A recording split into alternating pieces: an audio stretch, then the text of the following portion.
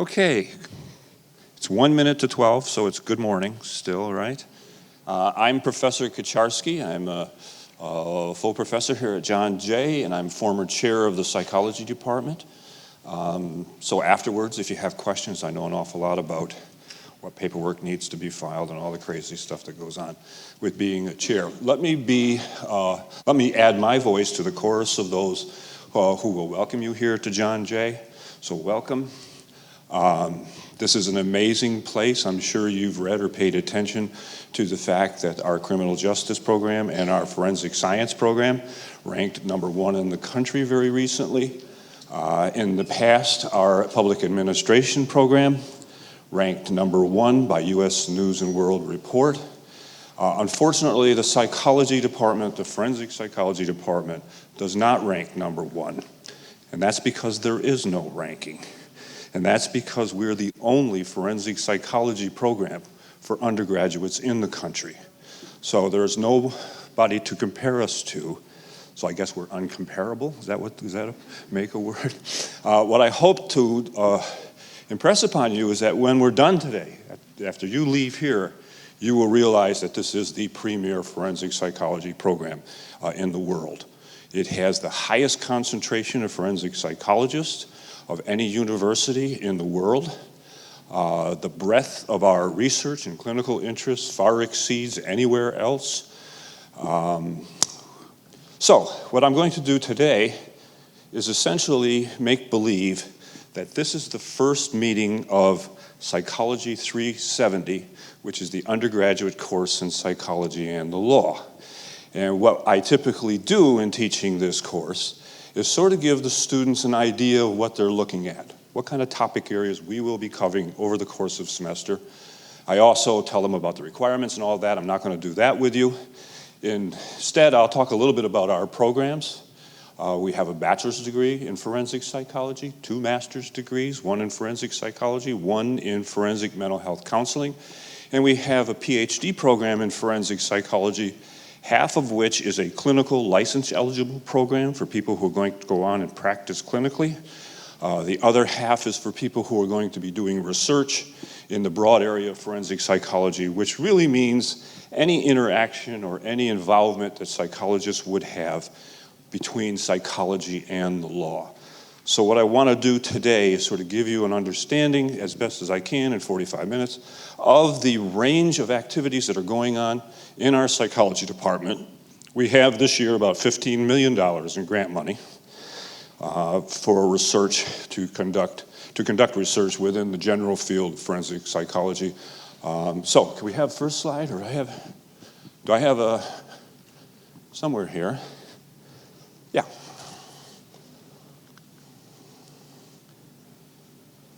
There's got to be a button on this thing that I'm supposed to use, right? Okay.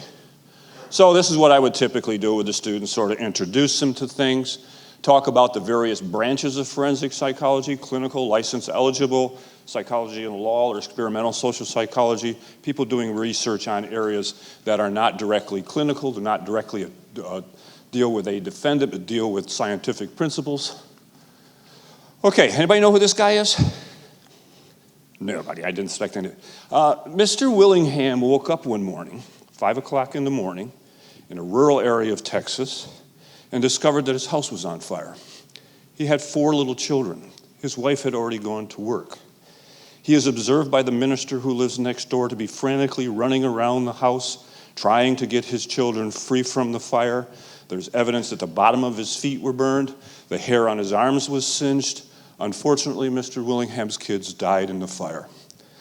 The state sent in its arson investigators, said this was not an accidental fire. It was deliberately set. The only person who likely could have set this fire was Mr. Willingham. He was charged with 4 counts of murder. He was convicted, sentenced to death, and executed in Texas. Before he was executed, the Chicago Tribune got interested in his story, and they sent an expert group, the leading experts in the United States, arson investigators, to look at this case. And they came back with a finding that this was not arson, but an accidental fire. The governor of Texas at the time did not want to accept this panel of experts' opinion, And he commissioned his own panel of experts in the area of arson investigation. They were in the process of completing their report when the death warrant hit the governor's desk. Mr. Willingham's death warrant was signed, he was executed, and the governor's own panel came back and said this was not an arson, it was an accidental fire. So this is at least one case where we have the execution of an innocent man. But that's not why I bring up this case. The first thing we're going to cover in this class is the admissibility of evidence. That is, when you call an expert arson investigator to the witness stand, what science are they relying on? What information are they going to give? What is their expertise? And so in any forensic psychological case where we're going to give expert testimony, where we're going to give opinions, the question will become, is this opinion admissible? Is the basis of what I'm going to testify to scientifically valid? So we'll talk about admissibility. There are a number of standards out there. In New York, it's called the Frye test. In the federal court system, it's called Daubert versus Dow Pharmaceuticals. Anybody know him? Yeah, who's he? Everybody says that. Yes, he didn't kill Gabby Giffords. He shot her in the head, right? Everybody puts most emphasis on that. He also shot and killed a federal judge and an 8-year-old girl.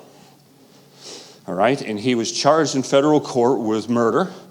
And when he showed up and met with his attorney, and when his attorney started to get to know him a little bit and listen to what he had to say, it was very clear that Jared was quite psychotic, that he was severely mentally ill. And his attorney filed a motion to have him evaluated for competency to stand trial. That is he so mentally ill that he doesn't understand the charges against him or is incapable of interacting and assisting counsel? He was found incompetent to stand trial. He was sent to the Federal Medical Center in Springfield, Missouri, where he was given medication. He became competent to stand trial. He pled guilty and was sentenced to life without the possibility of parole. Competency to stand trial evaluations are among the most common evaluations conducted by forensic psychologists. This is Dr. Patty Zaff, who is a leading expert in the world on research related to competency to stand trial. Whoops, what happened there? She went away. Dr. Zaff is the former president of the American Psychology and Law Society, which is our most prestigious organization in forensic psychology. She teaches here at John Jay. Now, you can go to Fordham, and there'll be a couple of people up there that do forensic work, and you can go to Drexel or Irvine or Alabama, and there'll be a few people who do forensic psychological work, but you'll see as we go through this, this is the place that has the most folks and very highly prestigious individuals. Former president of the American Psychology Law Society. How about her? What was she up to? She drowned her children in a bathtub, right? Why? Why did she do that? She didn't like them? Postpartum depression was probably the diagnosis, right? She was psychotic as the result of postpartum depression, but why did she kill these kids? What was her motivation? What's that? Yes, you're very close. She thought they were the devil, that they had been taken over by the devil. She was hearing voices, that these kids were communicating to her, not in their own voices. And she really felt the need to protect society from these devils. I mean, how many of you in the room would like to have devils running amok in your community, right? So Andrea Yates actually, in her own mind, was not committing a crime. She was trying to benefit us, okay? So I did a recent evaluation. I do a lot of evaluations for the federal courts and state courts of a young man who ran onto an airplane at LaGuardia Airport. Nice thing about LaGuardia, security, 5 or 6 gates, right? You can run right through there with a weapon. He took all of the staff on the airplane hostage and ordered them to fly to Antarctica, where there was a ray gun destroying the ozone layer. And you're all going to die of melanoma if I can't get down there. Different mental set, right, in terms of criminal conduct. Was he doing that to go on vacation to Antarctica? I don't think so. He was doing that to protect all of us. And so his motivation is different from the typical criminal conduct. So we're going to talk about the insanity defense this semester, how we evaluate it, what are the elements of it, the research that relates to it. Dr. Zaff is also a prominent researcher in that area. There's a couple of people as old as me in the room, right? Who might know who, a young person knows who she is. Oh, okay, who knows who she is? Who's she? Okay, yep, you're good, you're good. She's what? No, she's part of some robberies, you're close. Good, she is Patty Hearst. She's the granddaughter of William Randolph Hearst. So if you're traveling to California coastline, I'm not sure it's true today, given all the fires, but about midway, about San Luis Obispo, is the Hearst Mansion. It's really worth a side trip to go over and see this magnificent building and structure. She's the granddaughter of a billionaire. And she was abducted by the Symbionese Liberation Army. They were a radical Marxist organization, right? This is a picture of Patty from the camera inside of a bank in the process of conducting or assisting with a bank robbery. That is an Uzi that she has. Now, if you're going to kidnap somebody, you're going to take hostages, don't give them Uzis. That's not a good thing, right? So they gave her an Uzi. Why? Because of what you said. She joined up with them. She became part of the organization. She became psychologically manipulated in a way that she saw her captors as beneficial. She agreed with their ideology. Anybody know what that's called? Yeah, that's the Stockholm Syndrome. This is the first real case of the Stockholm Syndrome. So does Patty Hearst warrant the same sentence for the bank robberies as the directors and leaders of the Symbionese Liberation Army? Should she be treated the same? Or should the court take into consideration the fact that she did not initiate these crimes and that psychologically she was manipulated via her being taken a hostage and tortured and sexually assaulted and left in a closet for months? Should the court take that into consideration? My answer to that is yes. The federal courts have regulations called diminished capacity or downward departure. And so we will be talking about when, in fact, the courts might or should consider a sentence below the federal sentencing guidelines, lower than what would be typically warranted, when there are psychological conditions such as those evidenced by Ms. Hearst. How about him? This is more recent. Yeah, I heard Virginia. Yeah, this is the Virginia Tech shooter. Now, not everybody knows this about Mr. Way, but he was known by the campus, Virginia Tech administration, to be potentially quite problematic. He was so scary that one of the English professors refused to lecture in class unless, if he was in the class, unless there was a security guard outside of the classroom. I've been teaching now for 40 years. I've never had an experience where I felt that I needed to have a security guard outside of my classroom. Today may be the first. You okay? All right. Now, what's interesting about him is that they sent him off to the community mental health center. He was evaluated by a psychologist who said he's mentally ill and dangerous and needs to be in a hospital. The judge said, I think he can be treated as an outpatient, released him to the community, and Virginia Tech shootings ensued. But what's very interesting and important in our field in forensic psychology is that we have the ability and the authority to lock someone up like him in a secure mental hospital, not because he's done something, because at the time he was interviewed and evaluated by the forensic psychologist in Virginia, there were no criminal charges against him. He had done nothing illegal. But the state can have forensic psychologists like me lock people up based upon my opinion that he might go on to do something dangerous. I want you to think about this civil commitment business. This is certainly pretty scary in a lot of ways as to what Big Brother can do to us. And so we get into this whole world of civil commitment, but we then move to another area which is called risk assessment.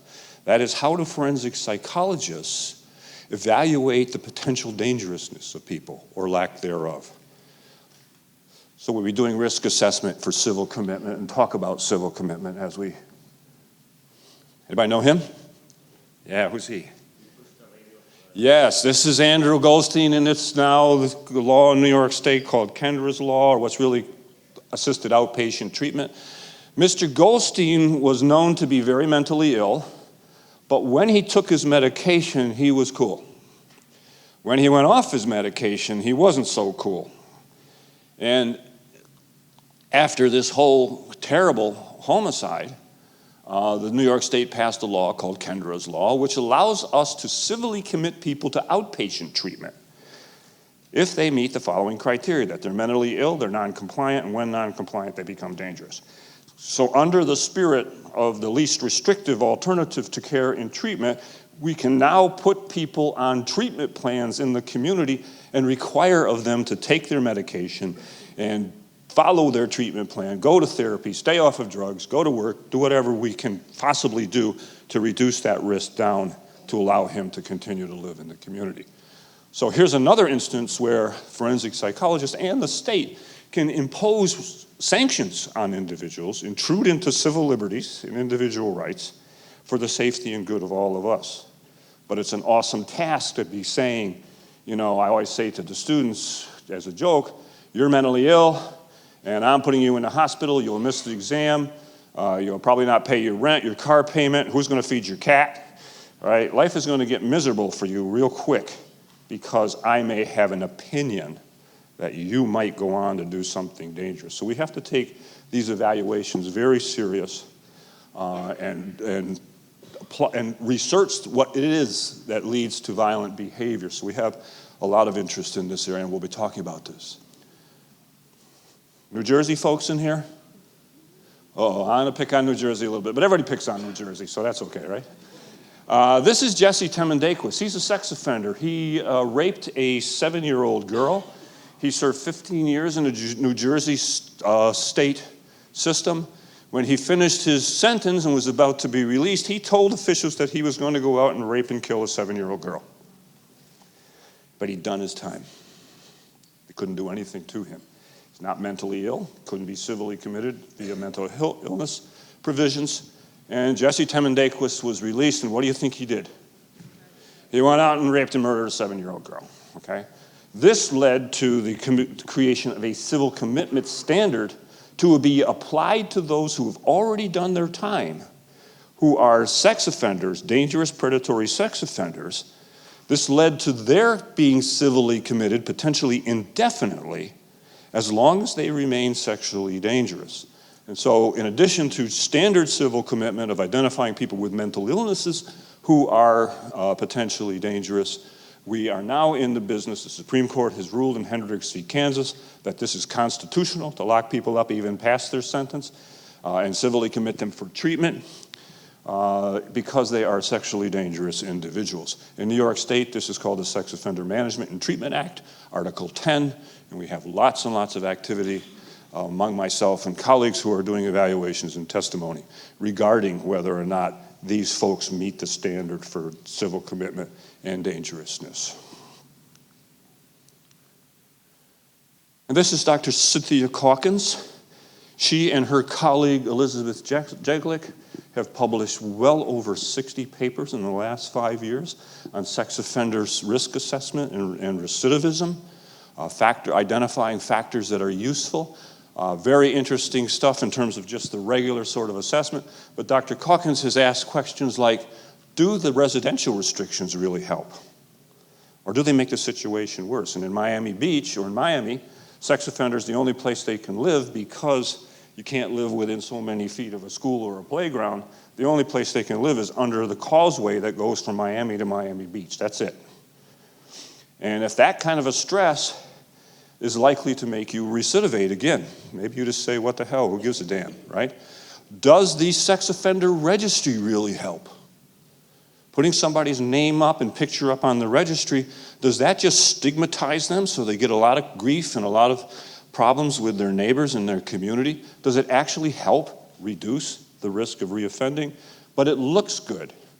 Can you imagine a governor saying, I'm running for governor and I'm not going to agree with the civil commitment and residency restrictions for sex offenders. They can just leave prison. You're not going to get elected, right? That's a very politically toxic kind of thing. Who's this? You know Kenny Bianchi? God, when I was coming up in forensic psychology, I read every one of those damn true crime serial murderer books, right? That's what I did. I thought that was cool.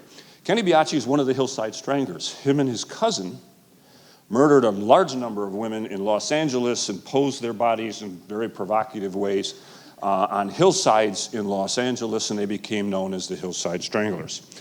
After his career was waning in Los Angeles, Kenny moved to Washington State and Oregon and continued murdering people there, women, and sexually assaulting them. He was eventually apprehended. And we are interested in serial murder, and we'll get to that kind of thing in a minute. But what's really interesting about Kenny was he tried to fake having a mental illness in order to achieve an insanity defense. He was eventually caught up in a bunch of lies and exposed. But this is referred to in our field as malingering, people who are faking a psychiatric or physical disorder.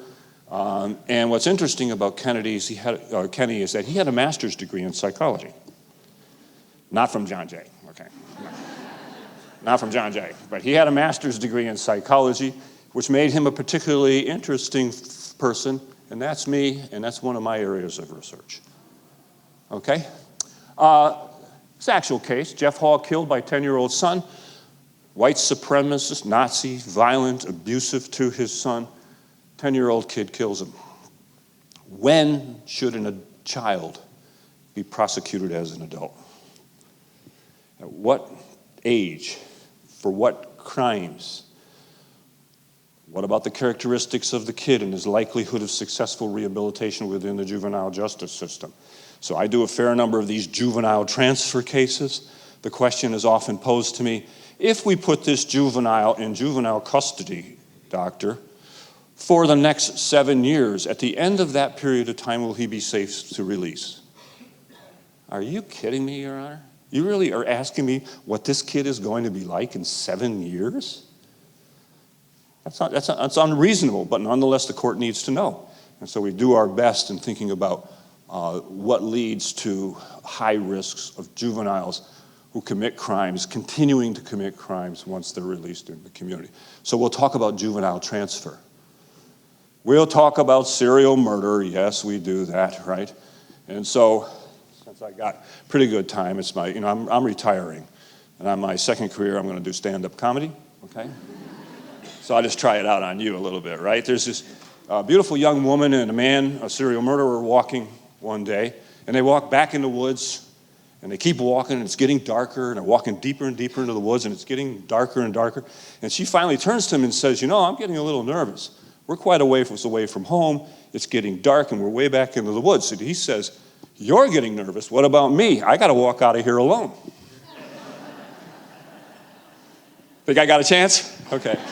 All right, okay. So I know you're all here to be profilers. I'll tell you there's really not much in the way of jobs for profilers. Profilers are typically FBI agents who spend their careers, many, many years, working murder and homicide cases. Some of them go off and get master's degrees in psychology. And the field of criminal profiling is very new in terms of scientific evidence. But here at John Jay, Dr. Gabrielle Salfati, along with Lou Schlesinger, have accumulated what are called the extraordinary case files of well over 400 FBI investigations that once the case is over, those files come to John Jay, and Dr. Salfati and Dr. Schlesinger have been doing a body of research looking at those kinds of cases in terms of trying to understand not so much the characteristics of the perpetrator, but the characteristics of the crime. Can the characteristics of the crime lead us to the perpetrator? Dr. Salfati is the former president of the Investigative Psychology Organization. She created the organization, and also the journal Investigative Psychology, which is the sole journal on criminal profiling. Okay, Jersey, who knows him? The Iceman. He's a hitman. He said he killed over 150 people. He's from New Jersey, right? I saw an interview with the Iceman on YouTube or something, right? And you do the same thing. Look up the Iceman and look at this thing. I watched this interview and I said, I know why he's the Iceman. This is one cold son of a bitch. I mean, if you looked at this video and the hair on the back of your neck doesn't go up, then see me afterwards as long as you got Blue Cross or something. We can talk. But you know why he's called the Iceman? Who knows? No. This guy, he'd kill somebody, he'd put their body in the freezer to cool the body temperature down, then he'd dump the body, and the medical examiner would show up and take the body's temperature and say, oh, this guy must have been here since, Tuesday at 6. When the Iceman already had dinner plans or theater tickets for Tuesday at 6, couldn't have been him, he had an alibi. So a couple things I tell the students. One is, because of the Kender's Law situation, one of the things you can learn in this class is don't stand too damn close to the subway platform, right? Learn that. And secondly, if you're going to kill somebody, this is a pretty good procedure. I mean, you might get away with it if you just buy yourself a big cooler and put it in your apartment. I know you have a studio apartment, but it might be worth it. He is a psychopath. All right? He's clearly a person devoid of any ability to experience empathy or compassion towards any other folks. He is someone who has no remorse. He is very criminally oriented and doesn't care about anyone else. And he kills people for money without a blink of the eye. Doesn't bother him. He kills somebody, drive back across the GW, have spaghetti and meatballs with the family, right? No big deal. Dr. Didi Falkenbach is our leading expert on psychopathy. She has a very active research laboratory with over 40 students working on research projects that relate to psychopathy. You know who he is? He didn't get as much fame as his counterparts or his non-counterparts. This is the Central Park rapist. This is the guy who did the deed. He also told police, even though they wanted to tie him to the original juveniles who were prosecuted and convicted and who had confessed to the crimes, they wanted to tie Matthias to the juveniles and say they were all together. Matthias told him, hey, I don't hang out with kids. I do my own work, right? So he's the Central Park jogger. How about her? Okay, very interesting Netflix thing on her just recently, if you get to see it. Unfortunately, they didn't really deal with the false confession part at all. There was clearly, in this case, after hours upon hours of interrogation and the feeding of her false information, she gave a confession. This is distinguished Professor Saul Kassin. He is the world's leading expert on false confessions. He was the expert in the Amanda Knox case. He was the expert in the Jerry Tancliffe case, from those of you from Long Island. You know Jerry Tancliffe? Charged with murdering his adoptive parents, 17 years old. Police told him on his adoptive father's deathbed that he had informed the police that Jerry was the murderer. Jerry said he wouldn't do that unless I did it. Maybe I blacked out or something, right? And he gave a confession to the police. The truth of the matter is, the father was dead. He gave no statement to the police. The police lied to Jerry. And in America, not in Great Britain, not in France, not in most of the Western modern world, the police are allowed to do this. The police can say, we have your DNA. So you better tell us what you did here, even though they don't. Professor Saul Kassin, distinguished professor, getting to the status of distinguished professor is quite an accomplishment. He's recognized all over the world as the leading expert. And by the way, he's not at Fordham. He's not at Drexel. Where do you think he teaches? John Jay, okay? That's waterboarding. We don't do that here at John Jay. This is Professor Maria Hartwig, who came to us from Sweden about 10 years ago. She has over $9 million in grant money to study interrogation tactics with subjects which are called high-value targets. So you might think of Guantanamo Bay. You might think of some places where that might be valuable. Maria has developed a strategy and an approach called strategic release of information, ways of talking to criminal suspects in order to get them to confess that are valid. She's recently branched out into an area that I think is absolutely fascinating, which is how do you speak to people who might know something about the crime but are not suspects? Like when you go into Fallujah in Iraq and you want to talk to people, how do you talk to them? What do you say? What strategies and procedures do you use in order to get them to be of help to you? How do you bring them over to your side? She also teaches here at John Jay. I guess I wouldn't put somebody's picture up there who doesn't teach at John Jay. So much for the suspense, right? Okay, old people in the room, old people like me. No? Anybody ever hear of the McMartin Daycare Center scandal? This is the McMartin crew. This is a group of folks who ran a daycare center in California. There was a child who said something to a social worker about sexual assault going on in the daycare center. The whole place was investigated. People were arrested and charged, and trial began. A forensic psychologist, a very prominent forensic psychologist, interviewed the children. The children told him about rhinoceroses and giraffes coming in and having sex with the kids, and about steak knives being inserted inside the body parts of children. And there was no medical evidence for any of this. It was all incorrect. But the children had come to believe these kinds of things were happening at their daycare center. We have two people of interest, recently joined our faculty, Kelly McWilliams. Her research focuses on what is the best way to interview children where there are claims of sexual abuse. We know that from the McMartin case that children can be led along a primrose path and confess or talk about anything you want them to talk about if you do it skillfully.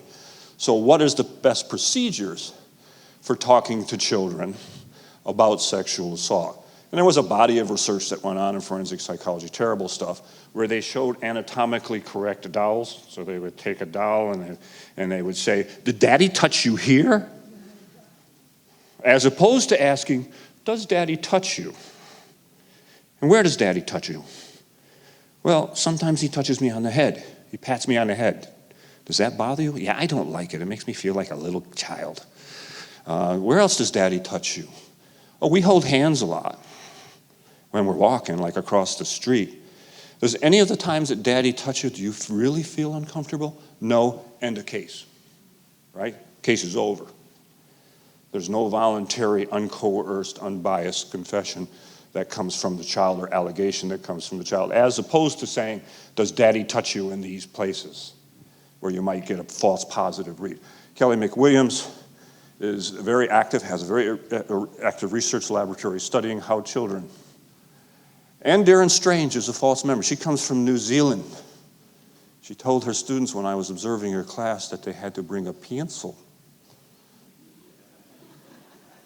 What the hell is a pencil to the exam?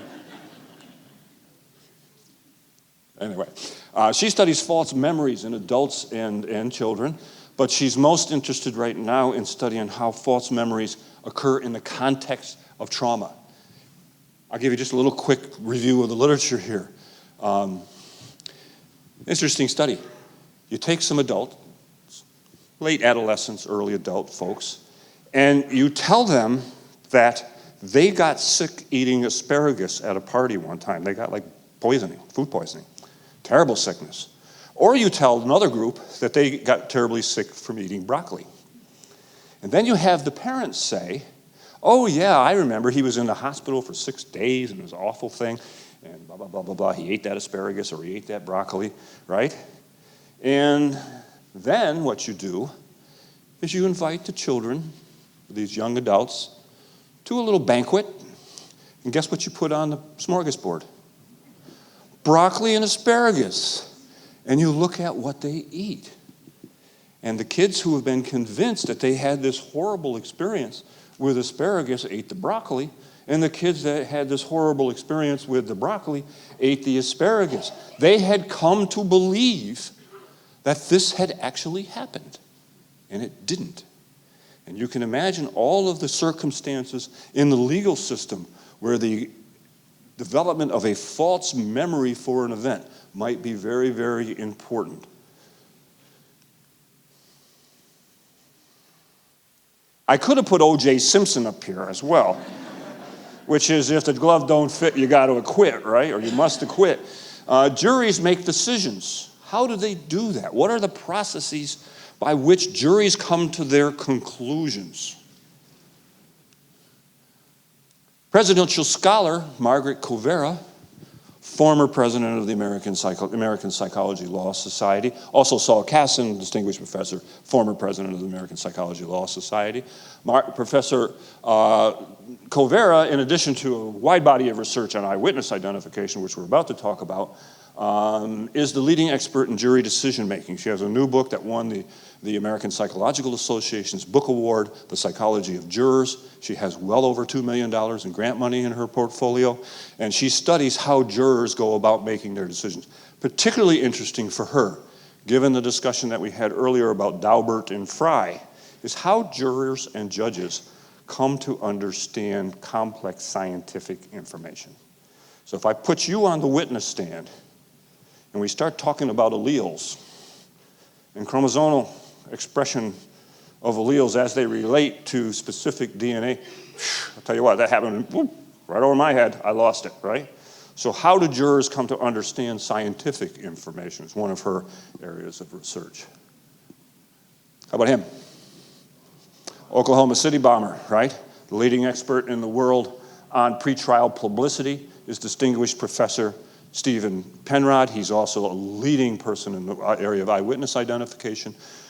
Dr. Penrod was the expert witness in the McVeigh case that ultimately led to a change of venue where it was moved out of Oklahoma City to Denver. And so he has a very scientific procedure for looking at how much pretrial publicity goes on out there and how much impact that pretrial publicity has on unbiased jurors or biasing jurors in the particular case. You can imagine back in the day where we all went to the bodega and got our newspaper and read the news, that was a pretty easy task. But now, with all of the news media and the electronic news, poisoning the mind or biasing the mind of potential jurors is a real problem.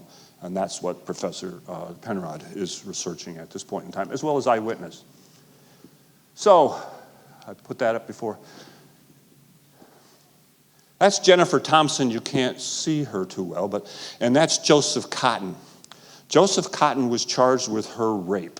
He was with her for over 18 hours and repeatedly raped her, allegedly. He was convicted and sent to prison, and 12 years later, the DNA was tested. It wasn't Joseph Cotton, okay? It was James Poole, who was already in prison for another rape. Ms. Thompson was absolutely convinced that it was Mr. Cotton. She had seen him up close for 18 hours. How can that happen? Right? Now, the interesting thing to this story is Jennifer Thompson and Joseph Cotton, James Cotton, wrote a book together. They became friends afterwards. Talk about forgiveness, huh? They wrote a book together called Picking Cotton, which is about eyewitness identification procedures.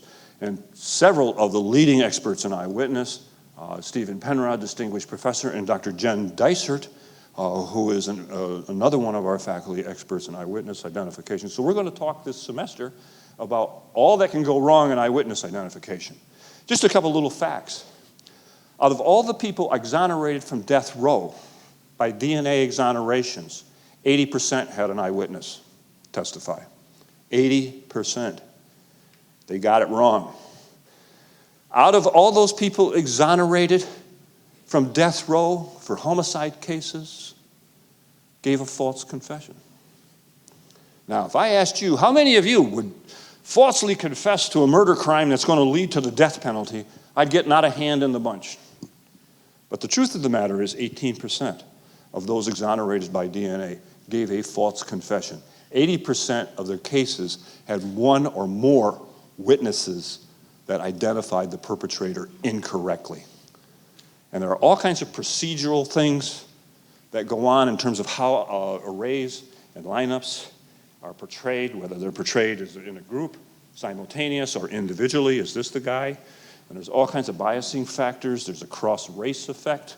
That is, whites have more difficult time identifying blacks, and blacks more difficult time identifying whites. There's a weapons effect that when somebody sticks a gun in your face, what do you pay attention to? The gun. You forget the face. You forget the guy. You don't really get a good look at the guy. Rightfully so, you're damn worried about that gun. And that's the proper thing to be doing.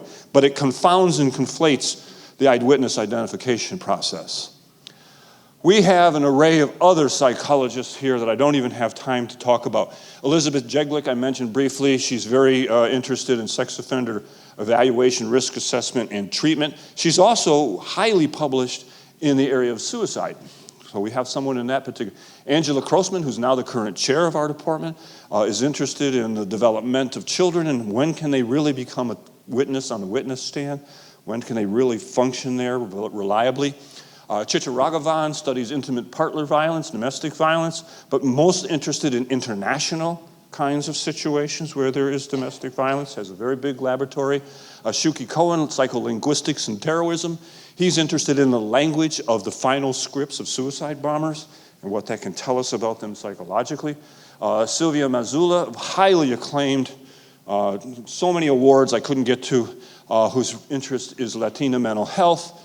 Phil Llanos, over $7 million again in grant money, who studies serious and persistent mental illness, particularly internalized stigma, as well as cognitive behavior strategies for people with schizophrenia.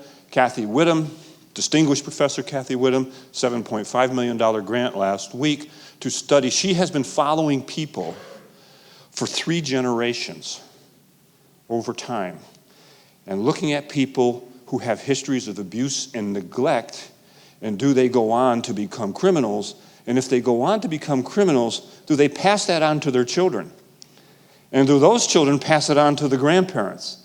Is there an intergenerational transmission of criminality?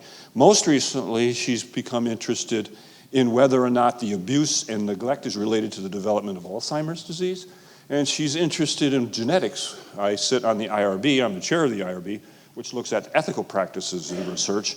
And she's now taking DNA samples of folks to see if there's anything about the DNA that leads to criminal conduct or makes a contribution. Brett Stout is interested in gender and masculinity and bullying. Daryl Wout, prejudice and discrimination. Kevin Nadal, microaggression. Michelle Gallietta has a very interesting study on stalking, the treatment of stalkers. She's also the lead author and researcher on the priest-pedophile study, which came out of John Jay. Peggy Lee Wupperman has an extraordinary research program treating borderline alcoholic violent women with a form of cognitive behavior therapy. How she gets that research done is beyond me.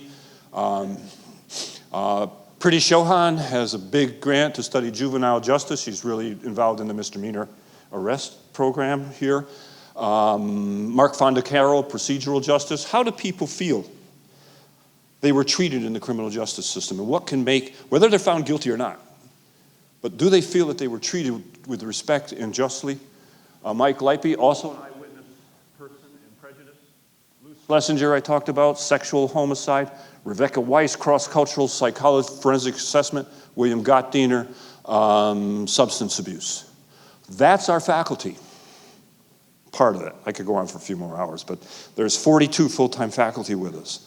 And one of the other things that, adjunct professors are always seen as a second-class citizen kind of a thing. They are in terms of what they get paid, that's no doubt. But some of our adjunct professors are very prominent people in the criminal justice or the forensic mental health world. So the director of Forensic Kirby Psychiatric Hospital is an adjunct here. The former regional director of the Federal Bureau of Prisons Psychological Services, Gerald Bryant, is a professor here. On and on and on I could go and talk about our adjuncts, who are just an amazing group. 82 adjuncts at last count. So this is the premier place to be. If you want forensic psychology, you can't even get close to matching this faculty that I talked about in terms of the breadth of what we do here as well as the competence, as well as the research funding, as well as participation in professional organizations. This is about as good as it gets. And the price is right compared to Fordham, I'll tell you right now. I mean, don't tell my friend Barry Rosenfeld up at Fordham that I said that, but let me answer any questions that you have before I let you go. Yeah?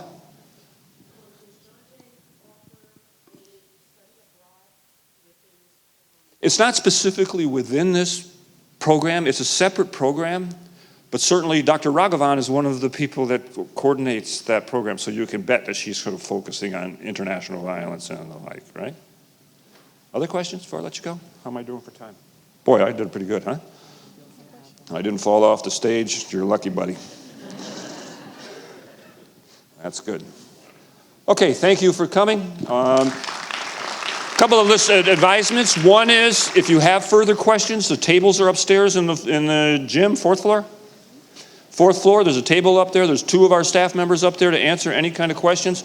Also, take a look at the BA-MA program. You can come here, keep your grades up, get your master's degree in 5 years, cut a year off the time. Okay?